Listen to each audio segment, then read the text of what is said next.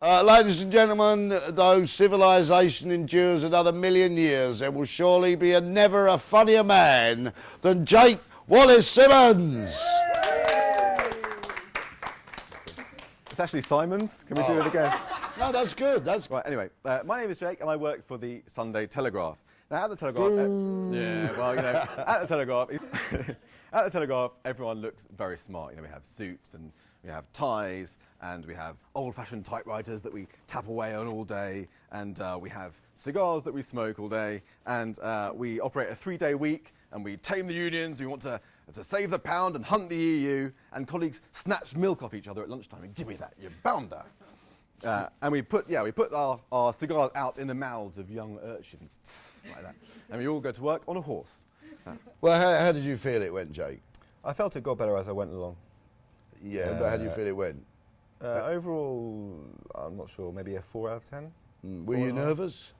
I was nervous in the beginning and I got better as it went on, yeah. Yeah, you got a little more articulate.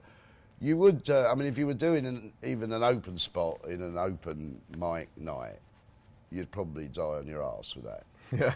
I'm afraid to say. Yeah. I'll just write that down, shall I? Yeah. Yeah. I will die on my arse. On arse, but right, yeah. most comedians do when they start. This is nothing personal. Yeah. I think, so you're going to wear this? I don't know, really. What do you think? Because what this announces, as does your kind of opening routine, I am from the Daily Telegraph. It's going to be otherwise the elephant in the room, so I should kind of get it out there. No, I agree. And I think you could have made more of a point. You might say, I am from the Telegraph. And you had a series of quite amusing little things. We ride around on horses and stub fair. You need to shorten that, have less blether in between. Get those words, you know, there's nothing like a tumbling sentence that's full of good images. And what you're going to end on, the end point is always crucial, because that's the point when people are going to laugh. So whatever your best gag is, we ride around on zebras or whatever it is. You need to say, because the audience are going to look at you. If you're looking like this, they're going to say, all right, we've got some posh boy in a blue, white and striped shirt here and an expensive suit. Yeah. You need to just be more, make it clear. I'm from the Telegraph, and yes, and it's not, I don't know, maybe set up a contrast. It's not true that the Telegraph is old-fashioned, although we do bang, bang, bang, bang, hit all those things. You've got 4 or 5 little quite funny things there. Put them all together. Don't have any extraneous in between. Head to a punchline. Head to the last word, you know, the last phrase of any sentence in a stand-up routine should have a comic element. If you can get a laugh with your opening line, that is, because that'll relax you and the audience.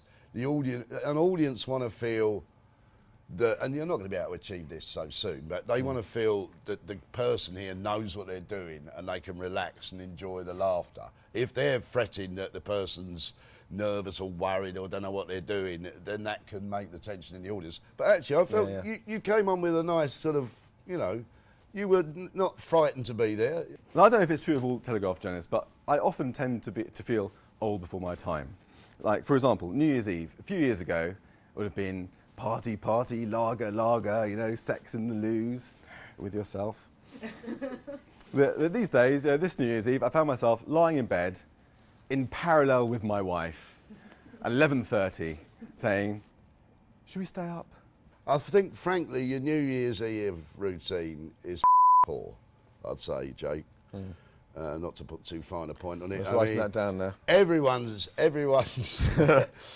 know, everyone's That's got my best bit. No, your best bit was the cushion Cameron gag. Yeah. What's the next bit? Right, yes. Cushions. So when I think of cushions, you know, immediately I think of David Cameron. Don't we all? You can imagine if you have a red cushion, put it in the wash so it sort of fades to a kind of a gammon pink. And then you get it out the wash, you get some cling film and wrap it around and around so it's really tight and shiny. It's a nice shiny pink gammon cushion. And you get a marker pen, you just paint on a little smile. David Cameron. I mean, funny enough, I have a not dissimilar gag about Cameron looks like he's completely smooth, as though he's got no wrinkles on his testicles, which are probably just a couple of quail's eggs in a silk purse. All right, so, you know, there I'm taking the same idea, and it's good if you put another punchline on, you know, so if you have 4 punchlines to one joke, that's ideal. Right. That means you know, in an ideal world, you're getting a laugh every 10, 15 seconds. And I think the Cameron thing that's funny. if you can get to it a bit more cleanly. The less blather, basically. Yeah, less blather. I mean, inevitably, you don't know the routine off by heart, but you were quite comfortable as you were speaking. Yeah, some people are just sort of like terrified and desperately trying to remember their lines. You mustn't do that. You got to, even if you forget the lines, if you say once, oh damn, I forgot what I meant to be saying, you'll get one off. You're allowed to do that once from an audience. If you do it more, they start thinking, oh, for sake, mate. Well, Arthur Smith, thank you very much indeed. My pleasure, Jake. Well, I'll be all right? I wish you luck. I mean, to be honest, you're probably going to die on your arse. But everyone does when they start off with. So don't go to the toilet and slash your wrists after. Remember, there's always another do it beforehand. Well, you might get a laugh then. Yeah. You've been a wonderful audience. Thank you very much. Good night.